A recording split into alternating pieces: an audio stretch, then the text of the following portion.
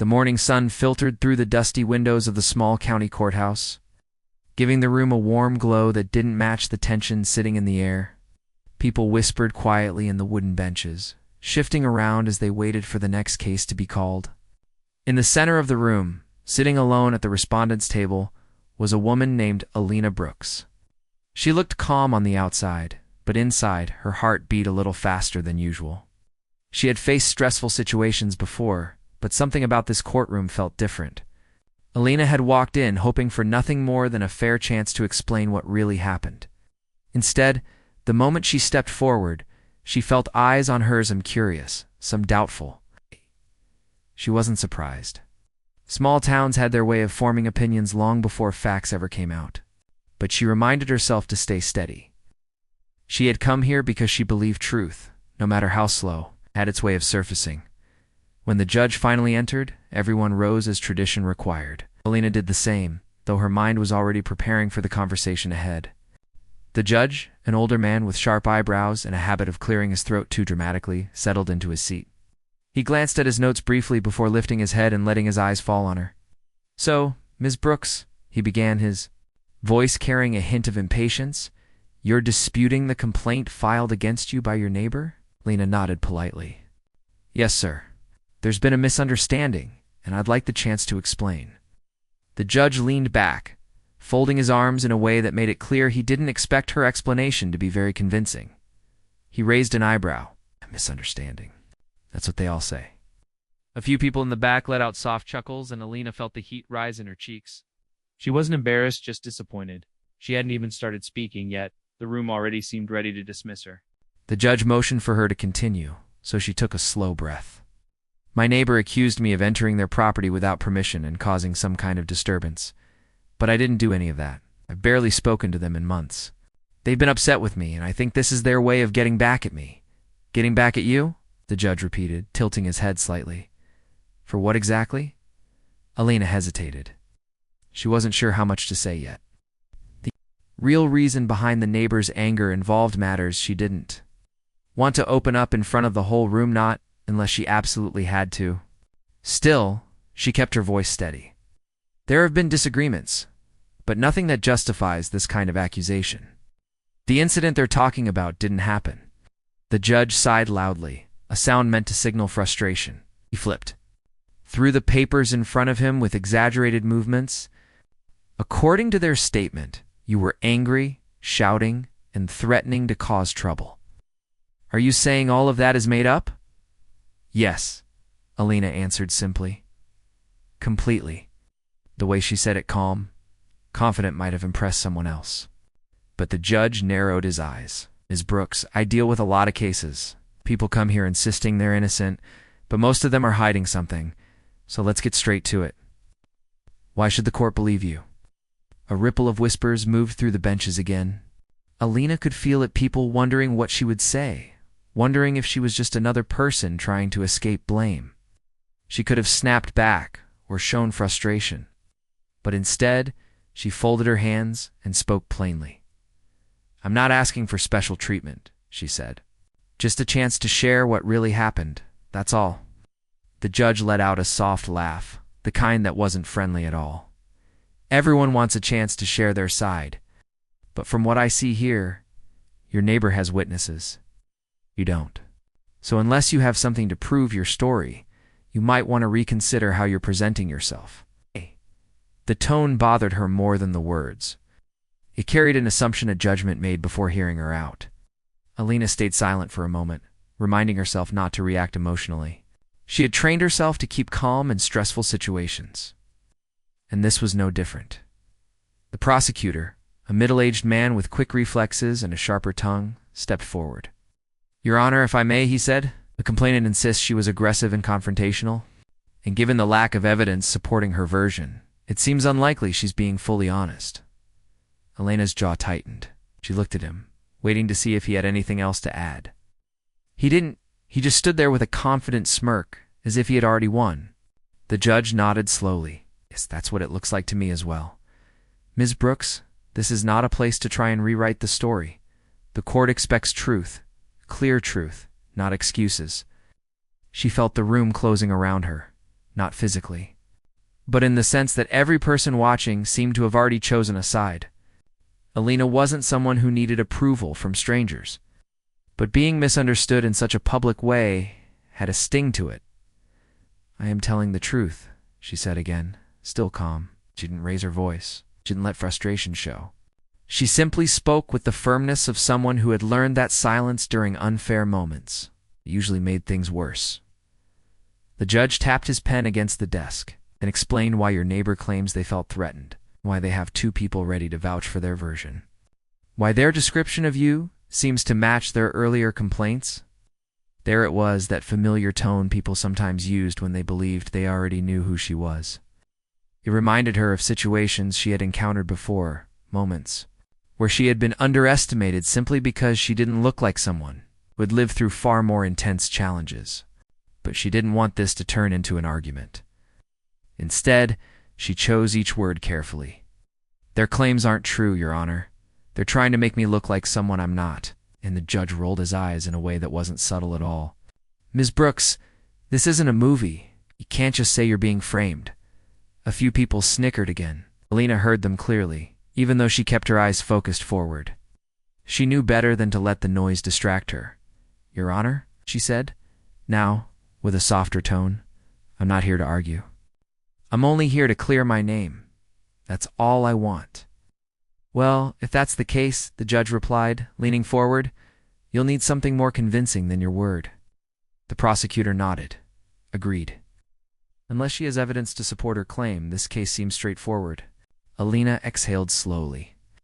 She could feel the pressure rising, not because she doubted herself, but because she could sense how the room viewed her, like she was someone wasting their time. She looked at the judge, trying to gauge whether he truly believed she was lying, or if he was simply used to brushing people off. The judge flipped another page. "Your neighbor also mentioned you've been secretive and hard to approach. That doesn't help your case either." Lena almost smiled at that, not because it was funny, but because of how wrong it was. She wasn't secretive by choice. She simply carried responsibilities that required silence in certain parts of her life. Responsibilities no one in this room even suspected, but she wasn't going to reveal that. Not yet. "I keep to myself," she said. "I work a lot. I don't socialize much. That doesn't make me aggressive." The judge shrugged. "Maybe, maybe not. But right now, based on what's in front of me, things don't look great for you." The prosecutor stepped closer, arms crossed. "If you ask me, Your Honor, she seems a bit too calm for someone in trouble. That's unusual, don't you think?" Alina felt something inside her tighten, not fear, but a familiar irritation. She had been trained to stay calm under pressure, but of course they wouldn't understand that. They mistook her discipline for indifference. The judge smirked. "Yes, that is interesting. Most people in her position would be more emotional, nervous, something Alina didn't crack." She didn't flinch. "Staying calm doesn't mean I'm guilty," she said. The judge leaned forward again, his eyes narrowing a bit. "Or it means you've practiced this before." The implication hung in the air. Alina felt a shift in the room. Few people whispered again. The prosecutor looked satisfied, but Alina didn't respond right away. She just looked down at her hands, then back up at the judge. "I'm telling you the truth," she repeated, her voice steady but not cold. "Everything I've said is the truth." Da. The judge sighed again, this time louder, as if exhausted by her insistence. "Ms. Brooks, unless you have anything that proves your character, your involvement, or your innocence, I'm not sure how much more time we can spend on this." Lena knew the moment was coming. She'd hoped she wouldn't need to do what she was thinking about. She preferred her private life to stay private. But the judge wasn't listening. The prosecutor was twisting her calmness into something suspicious, and the room seemed content believing whatever narrative they had in their heads. She glanced at her bag sitting beside her chair. She didn't reach for it yet. She simply looked at it, knowing what was inside, knowing what it would mean once it came out. But this wasn't the moment. Not yet. She still wanted to see if the court would offer her the basic fairness she deserved. "I just want the truth to be heard," she said quietly. The judge shook his head, already looking impatient again. "Truth requires evidence, Ms. Brooks. Right now you don't have any." Alina sat back slowly. The room felt heavier now, not because of fear, but because she sensed that her words alone would never be enough here. She had walked into this courthouse hoping for a simple resolution, and instead she found herself being treated like someone whose honesty meant nothing. She didn't react outwardly, but inside she knew something very clearly. If they kept pressing her, if they kept questioning her integrity, she would show them exactly why her calmness wasn't a sign of guilt. She would show them what they had failed to notice. But for now, she waited. Her moment had not arrived yet. The courtroom grew quieter as the judge looked over more papers, though it seemed like he had already made up his mind. Alina sat still, her hands resting gently on the table in front of her. She felt the weight of many eyes, studying her, some curious, some already convinced she was guilty of something she hadn't done.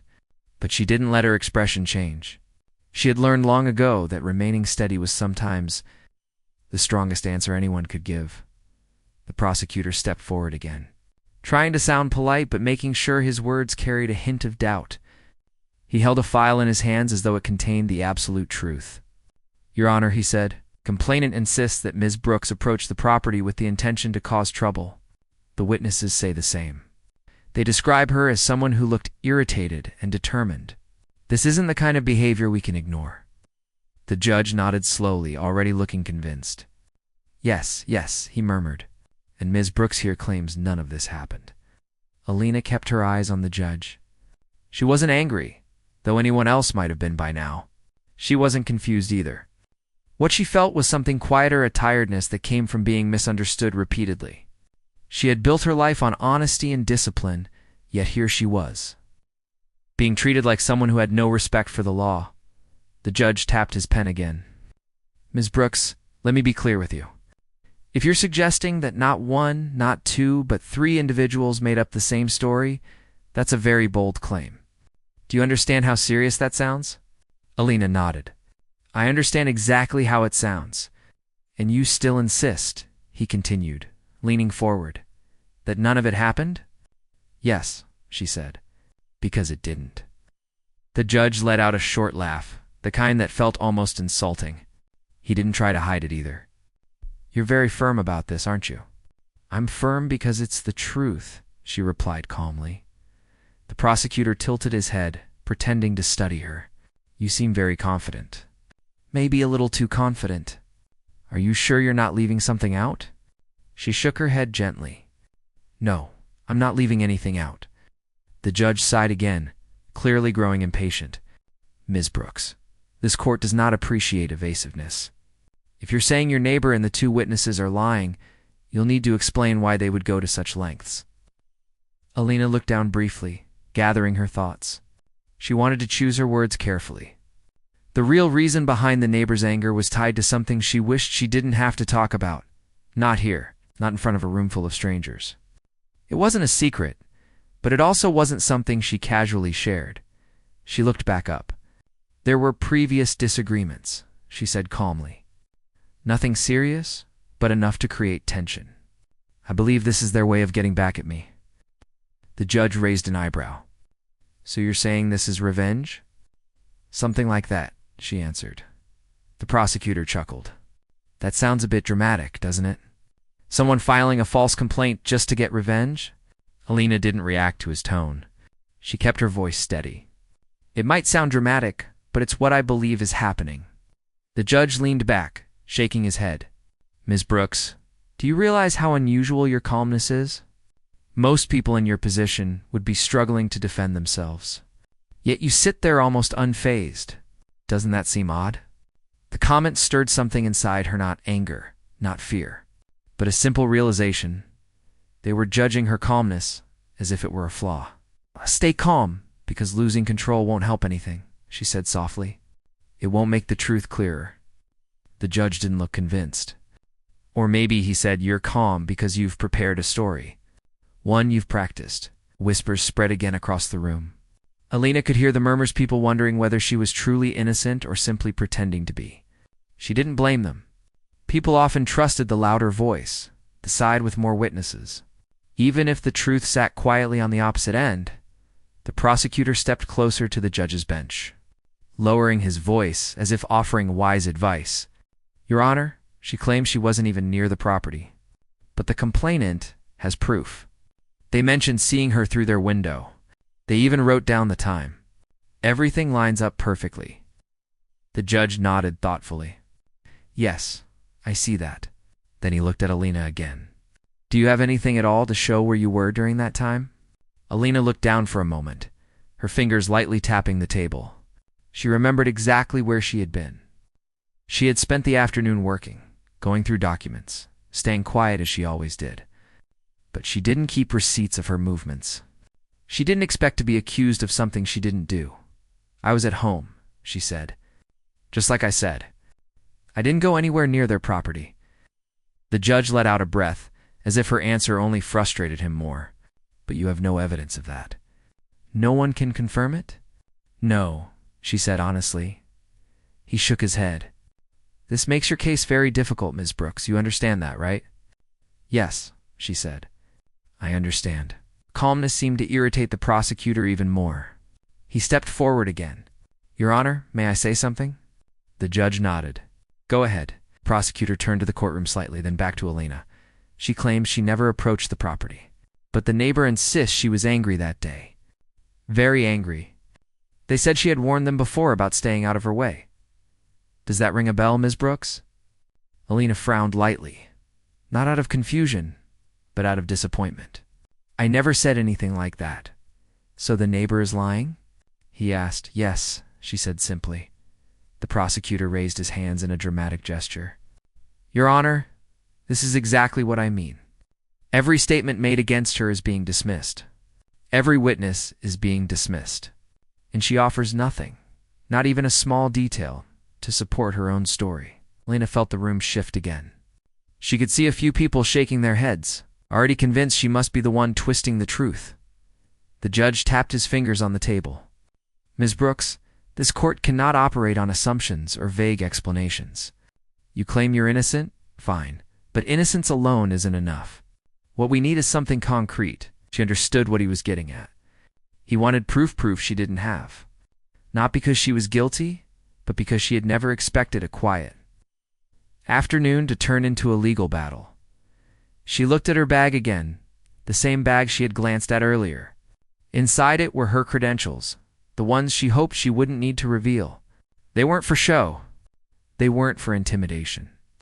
They were simply part of who she was, a part she didn't want to expose unless absolutely necessary. So she continued to wait. The judge rubbed his forehead. Let me ask you this, Ms. Brooks. Why do you think your neighbor would feel threatened by you? If what they're saying is untrue, what made them think creating this story was necessary? Alina took a slow breath. She knew the real answer, but she didn't want to get into all of it right now. There were things she had seen, things she had reported quietly, things that had nothing to do with this courtroom. The neighbor had been involved in activities she couldn't ignore. She had done the right thing, but the right thing often came with consequences. They might have their reasons, she said simply. That's not an answer. The judge replied firmly. It's the best answer I can give right now without discussing things that don't belong in this courtroom, she said. The prosecutor smirked. How convenient. Lena ignored him. She kept her eyes on the judge. I don't want to say more than necessary, Your Honor. Died. The judge sighed again. Ms. Brooks, you're not helping yourself. If you have something important to say, you should say it. If not, the evidence leans heavily against you. She closed her eyes for a moment. The pressure was building not because she feared the outcome, but because she could feel the judge's patience fading. She was running out of time. The prosecutor stepped forward once more, ready to drive his point home. Your Honor, I think we need to be realistic. She has no evidence, no witness, no explanation. Meanwhile, the complainant has all three. This case doesn't need to be dragged out much longer. Alina opened her eyes again, her calm returning. She had dealt with tougher situations than this, but she had hoped this would be easier, that the truth would hold its own weight. Instead, the judge leaned forward, folding his hands as though preparing to make a final decision. Ms. Brooks, unless you can provide anything to support your claim, court may have no choice but to side with the complainant. For the first time, Alina felt her heart beat a little faster, not out of fear, but because she knew what was coming next. The judge wasn't giving her any room to stand on. The prosecutor was twisting every detail against her, and the witnesses, whether lying or confused, had created a narrative that boxed her in. She could no longer rely on calm words. The court wanted proof. And if proof was what they needed, then proof was exactly what she would give. Her eyes moved to her bag once more. She hesitated only for a second. She didn't want to reveal what was inside. She didn't want to draw attention to her identity, her job, or her responsibilities, but she also wasn't going to let herself be painted as someone she wasn't. She sat up a little straighter.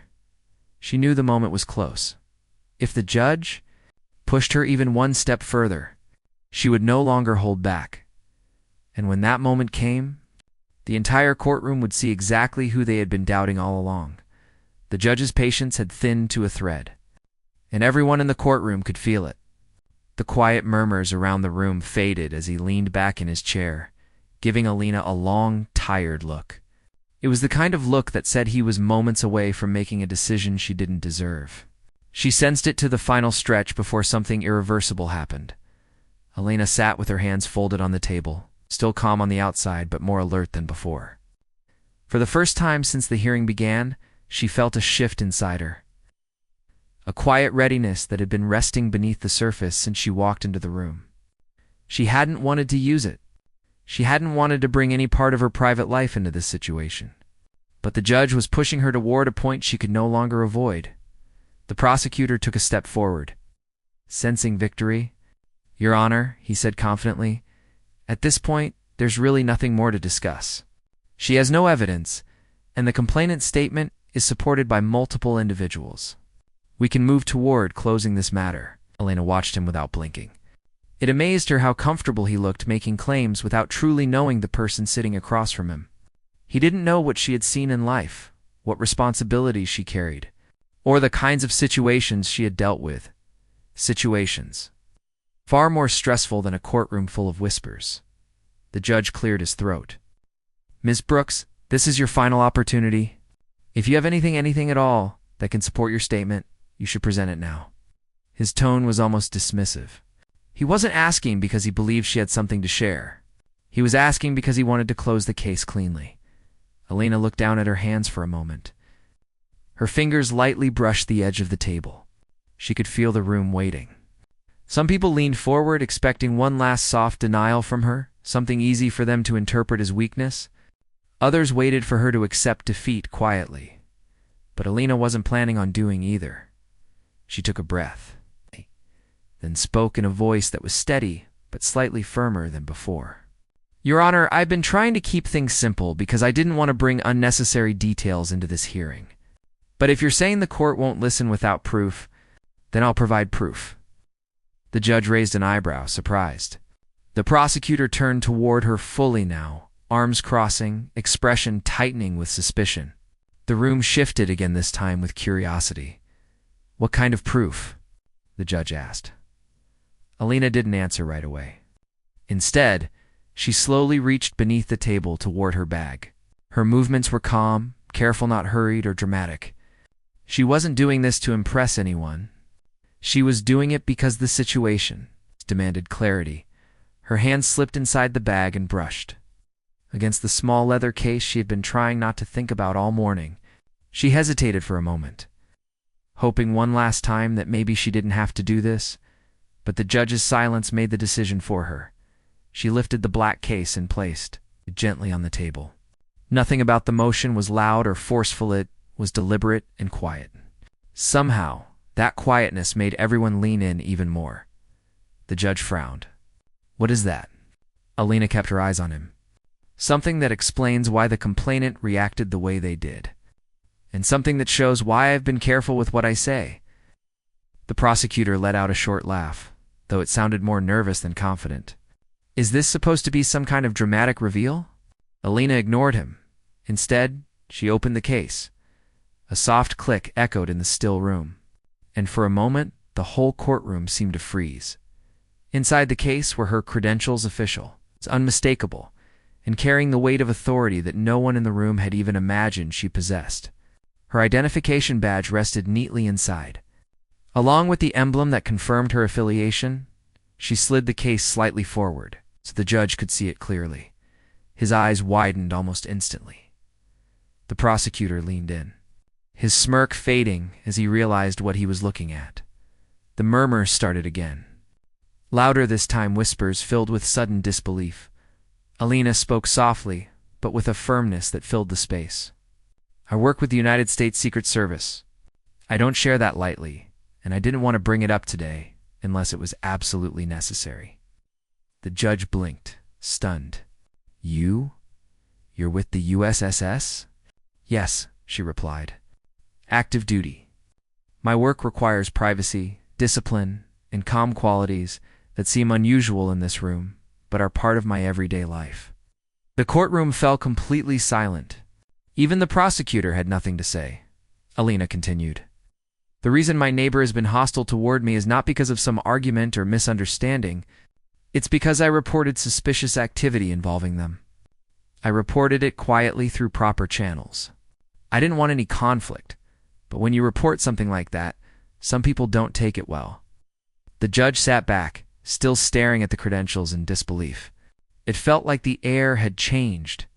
All the earlier assumptions, every doubt, every dismissive comment now felt embarrassingly premature. Why didn't you mention this earlier? He finally asked, his voice noticeably softer. Because, she said gently, I believe in keeping my personal life separate from situations that shouldn't require it. I came here as a regular person trying to clear my name, not as someone using my position to influence anything. The judge swallowed hard. I understand, but this changes everything. The prosecutor's confidence had vanished completely. He stepped forward, his voice suddenly respectful. Miss Brooks, if what you're saying is true, it is, she said quietly. The judge picked up the case carefully, examining the credentials as though afraid to mishandle them. This is authentic, he murmured to himself. The courtroom remained still, the weight of the revelation sinking in. Alina didn't boast. She didn't add more. She simply waited for them to absorb what the truth looked like. Inside, she felt neither triumph nor anger. Just relief that she no longer had to hide the part of her life that explained everything after a long pause. The judge straightened in his seat. His entire demeanor had shifted.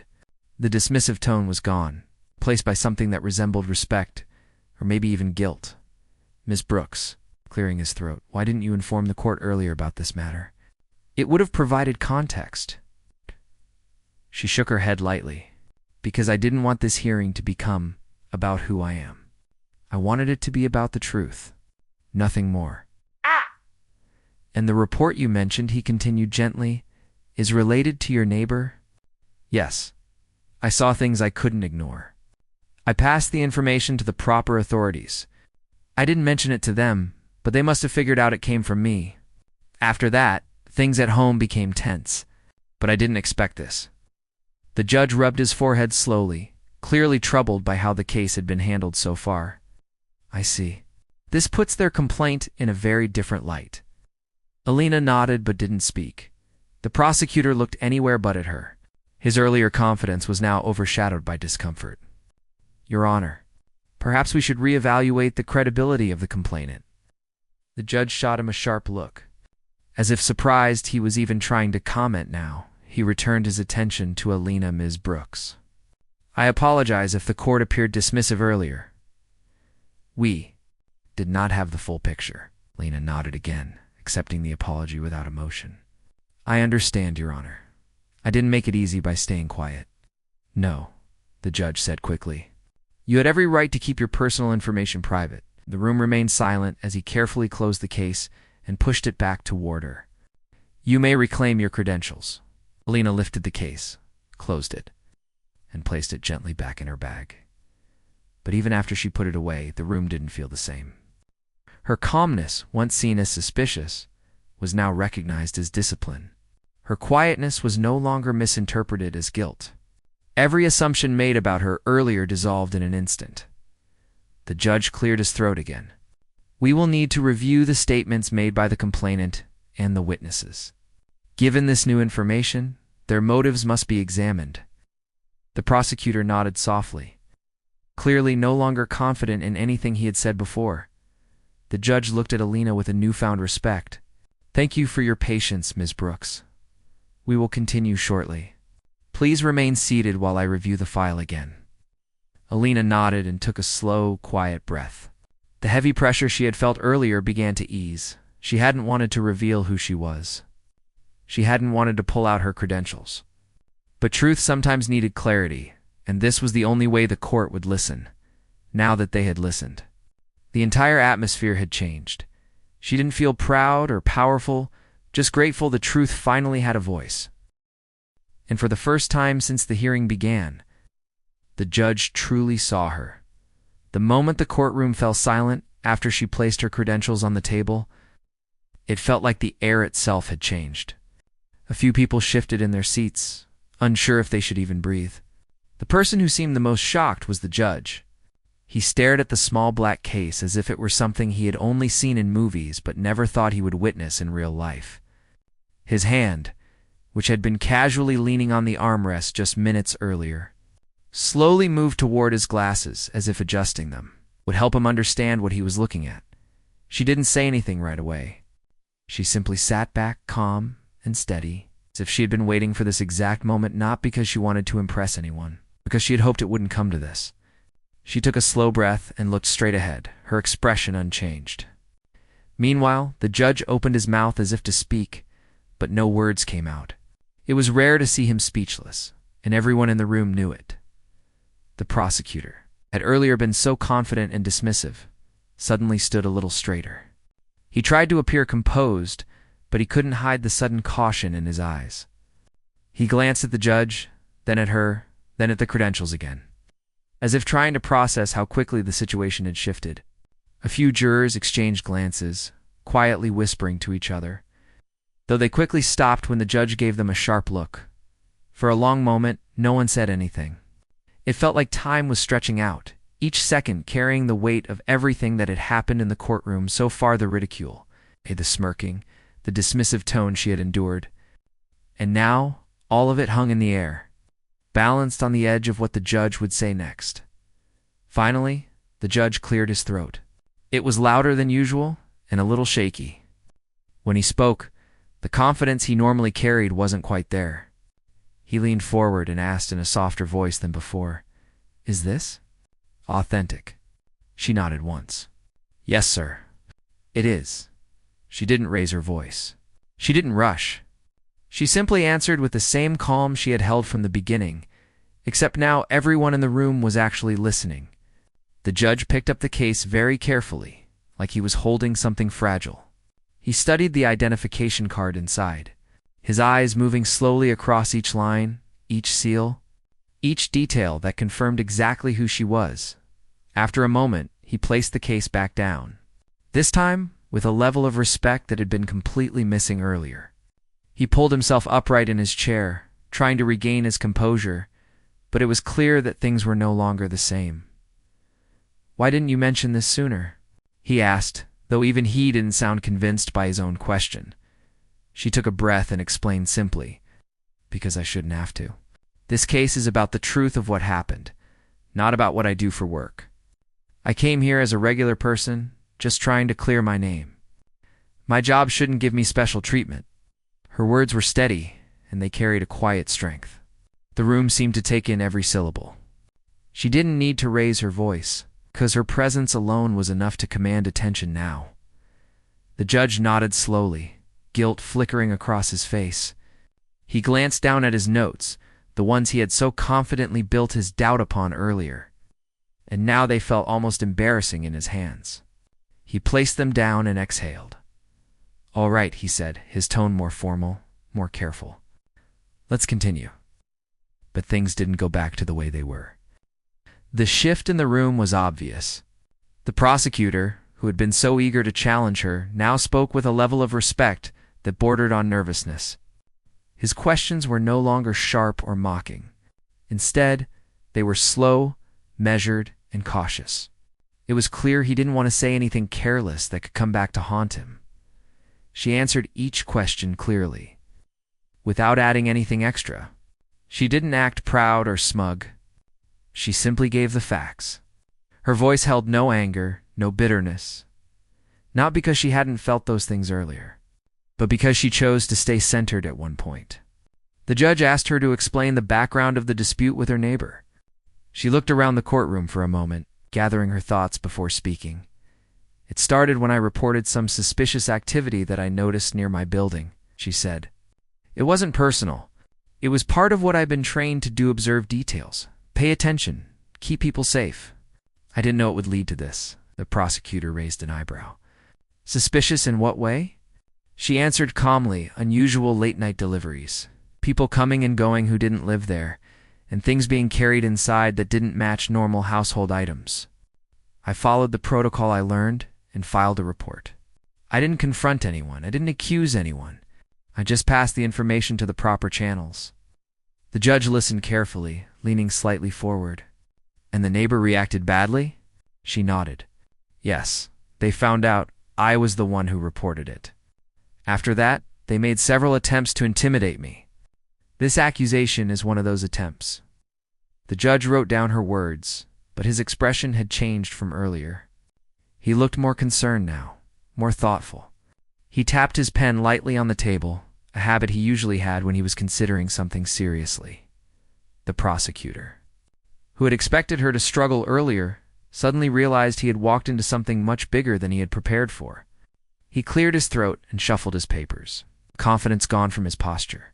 "So," he said, choosing his words very carefully, "you're saying this entire case may be retaliation?" "Yes," she replied, once again, in her calm, steady voice. "I'm saying the charges against me were created, not discovered, and the timing lines up exactly with when the report was filed." There was a murmur in the courtroom again, but this time it wasn't doubt, it was realization. People were putting the pieces together. The judge took a deep breath, looking down at the table before glancing up at her again. "Why didn't you tell us this earlier?" he asked quietly. But this time it wasn't accusatory. It was almost apologetic. She gave a small, tired smile. "Because people shouldn't need an impressive title or uniform to be treated with respect. I wanted to explain myself the same way any other citizen would. I didn't think it was necessary to mention my job unless the situation became unfair. And it did." The judge looked down, unable to hide the regret on his face. He knew he had been too quick to judge her, too eager to dismiss her, too influenced by assumptions rather than evidence. The rest of the hearing moved slowly out, but it moved with a very different tone. The questions were careful, the judge's voice steady and respectful, the prosecutor quiet and unsure. Even the people in the seats behind her were paying attention in a way they hadn't before. By the time she finished answering everything, the room felt completely different from when she had first walked in. There was no laughter now, no smirks, no dismissive attitude. Instead, there was acknowledgement. Not because she had shown a badge, because she had shown integrity. And even though the case wasn't finished yet, one thing was already clear: the judge's mockery was over. From this point on, you'd have no choice but to treat her story and her with the seriousness she deserved. As she sat quietly waiting for the judge's final remarks, she felt a quiet sense of relief. Not because she had revealed her credentials, but because the truth had finally found space to breathe. And now, for the first time since she entered the courtroom, she felt like she might actually be heard. When the judge asked her to step back for a moment while he reviewed everything, the room felt strangely quiet. People whispered among themselves, but their voices stayed low, as if they didn't want to disturb the weight of what had just happened. She folded her hands in her lap and took a slow breath. The hardest part, it seemed, was already behind her. But she also knew that the final decision still mattered. And she didn't let herself relax too much until she heard the judge speak again. The judge sat there, reading through the pages that had been presented during the hearing. He went through them slowly this time, not rushing, not dismissing anything. Every so often he glanced toward her, then back down at the papers. It was clear he was trying to understand where things had gone wrong, how he had allowed himself to reach such a careless conclusion earlier. Even the prosecutor stood stiffly, shifting his weight from one foot to the other, as if he wasn't sure whether to speak or stay silent. Finally, the judge placed the papers down and looked up. His expression had softened compared to when the hearing began. There was a seriousness now, but also something else, something like understanding. He cleared his throat gently and gestured for her to return to the front. She stood and walked forward with calm steps, her face steady. The courtroom seemed to watch her every movement, almost as if they were witnessing something rare. And in a way they were. It wasn't every day that someone who had been judged so quickly managed to turn the entire room with nothing more than honesty and patience. When she reached the table again, she quietly placed her hands on the edge, waiting for the judge to speak. He looked at her for a long moment before finally saying, "I want to begin by acknowledging something. Earlier today, the court treated you in a way that was not fair. I allowed assumptions to guide my reactions. That was wrong." A faint ripple moved through the courtroom. Judges rarely admitted mistakes, especially openly. She didn't interrupt. She simply listened. The judge continued, "After reviewing your statements, the timing of events, and the information you provided, it is clear that the accusations against you lack credible support. There is also clear indication that the complaint may have been made with harmful intent." He paused, choosing his next words with care. "I am dismissing the charges against you, effective immediately." Her shoulders relaxed for the first time since she had entered the courtroom that morning. She didn't smile widely or react in a dramatic way. She closed her eyes for a brief second, letting relief wash over her quietly. But the judge wasn't finished. He leaned forward slightly and said, "Before we conclude, I want to apologize directly. Not for the court's decision, but for my attitude. You deserved the chance to explain yourself without being mocked or doubted unfairly. And you should know your professionalism and restraint today speak volumes about your character." Those words struck the room in a different way. Several people nodded. A few looked down, uncomfortable with the memory of how they had judged her earlier. Even the prosecutor cleared his throat awkwardly, as if he felt the need to correct his own behavior. She met the judge's eyes and said softly, "Thank you, sir. That means a lot." She didn't say more than that. She didn't bring up how he had spoken to her earlier. She didn't try to make him feel worse. She accepted the apology with the same grace she had carried throughout the hearing, as the dismissal was officially recorded. The judge gave her a respectful nod. "You are free to go." Those words carried a weight beyond the legal meaning. They meant freedom from stress, from humiliation, from the feeling of being cornered by lies. They meant she could finally breathe again. She gathered her things slowly. She placed her credentials back into the small case and secured the clasp. When she slipped it into her bag, she did it the same way she did everything else. Calmly, with purpose. As she turned to leave, something unexpected happened. Many of the people seated in the room stepped aside to give her a clear path. They didn't speak, but the look in their eyes said everything. Respect, admiration, maybe even a little bit of regret for doubting her. The prosecutor stopped her for a brief moment near the aisle. He didn't touch her or block her way. He simply said, "I misjudged you.